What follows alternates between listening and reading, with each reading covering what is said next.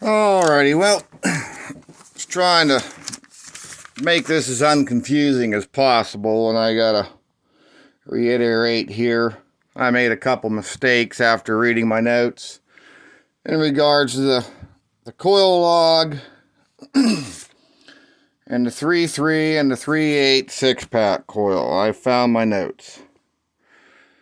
You're gonna have to do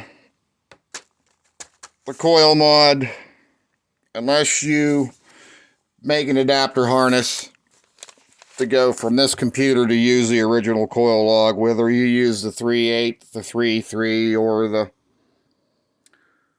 what the hell was the other one? 3.7, or yeah, 3.7 computer, where we're going out here. This is the Viper coil. I had the pin out somewhere, I don't know where it's at, but after reading the notes here, with the van coil and whatnot, I had said about I'd made that extension cord to go from my stock Jeep harness to the van coil when I did the mod, and somewhere here I got into it and I found a page that I lost amongst everything. I'd forgot that I'd made a coil connector adapter where I used that wiper plug thing off the Caravan, and completely forgot about it. You can't use the coil log, just get rid of it. Sorry there if you guys went ahead and bought one of them van computers and tried to plug it into the stock Jeep. The coils are completely backwards, the wiring's the same. You could repin your connector, but this is the pin out for the coil log on the Jeep. Is right here. The dark brown, dark green is coil 1. But if you were to plug this in directly, coil 1's going to fire coil 3, and this thing's going to be complete backwards. I don't know how I ever overlooked this. I don't remember. Like I said, this has been over a year or so. And I think I put the coil log on first, got rid of it, put the 6-pack coil. But ultimately, if you stick to the program here, coil 1 on the van coil, the coil that has the number, this here is coil 1 in this 6-pack. This has got 5 and 2, so that means this coil here is coil 2, and of course this is coil 3. Originally I'd said about the coils being swapped. Well, I was right, and the firing order is slightly different, where the Jeep and everything was fired 1, 2, 3 hit. This is where that wiring came. You could adapt your wiring to use your coil log if you wanted. It's junk, just get rid of it. This coil here, I don't know where the heck I was looking, but one of these coils, they flip-flopped 2 of them. And that's where I was getting into the extension cord and making the adapter harness. But for the life of me, I don't even know where that thing's at. I'm just trying to post this video before somebody goes and plugs this in with the coil log, and I'm instantly a liar and a douche and whatever. I made a mistake. It's been a long time. If I could find it, I could. This is the pinouts and everything for these connectors. It helps to write it all down. I mean, it helped me a lot just writing this without using the computer, because then it got stuck in my head. And when I was doing this, I was just trying to get this thing to run. And see, right here we are again. The wiring for the Jeep and the van. I mean, I had this stuff wrote down, and how I overlooked everything, I don't know. But the coil log, you're going to have to repin something here. And this is just more of these coil 1, coil 2. I was trying different coils, and I think this here might have been my connector that I made. Coil 1. Did that go to pin 3? Okay, where the hell are we at here? Jeep wire. Coil 1 was dark brown. Okay.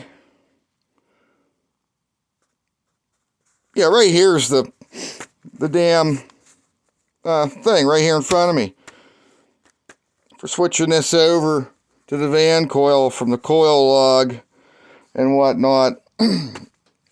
You would just do this backwards for the most part, or repin. At the end of the day, whether all this wiring's all screwed up, the ECM, you have to go with the wiring on the ECM. So coil 1 is the first coil to fire, and we go back to our partner cylinders and stuff that I covered in the beginning. Regardless, you want the first coil to fire, but you make your coil 1 to fire whatever it needs to fire for your waste spark for your 1 and 6.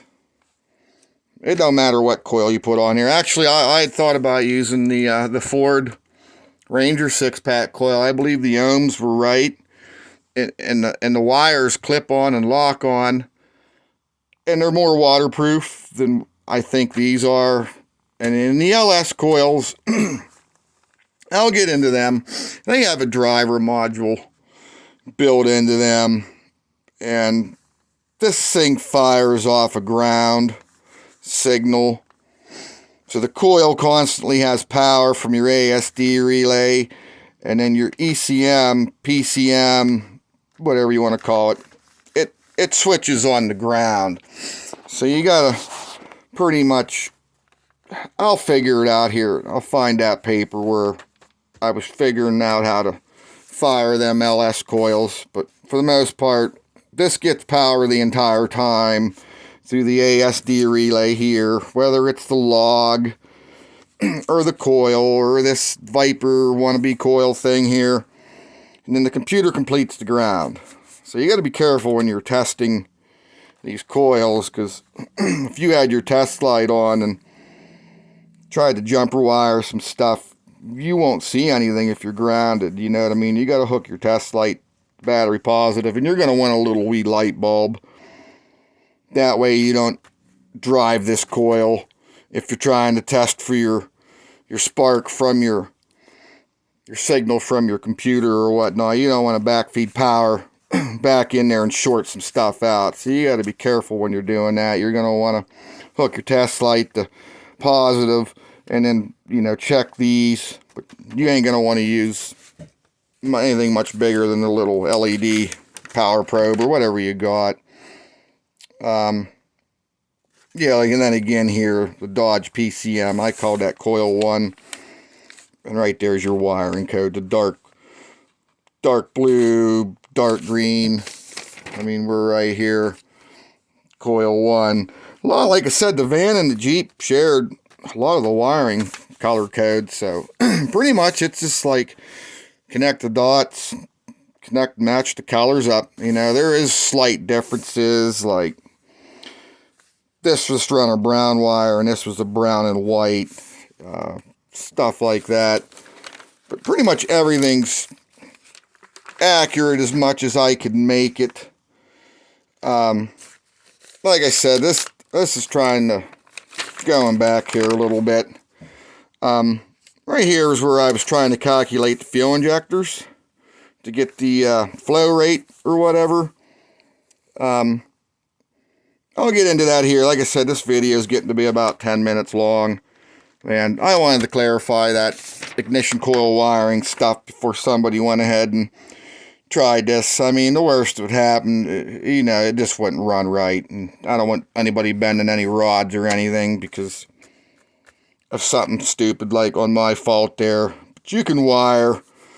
You depend the connector, you can wire it however you want, but this video is getting to be about 10 minutes like usual, so I want to finish her here and then get back into it.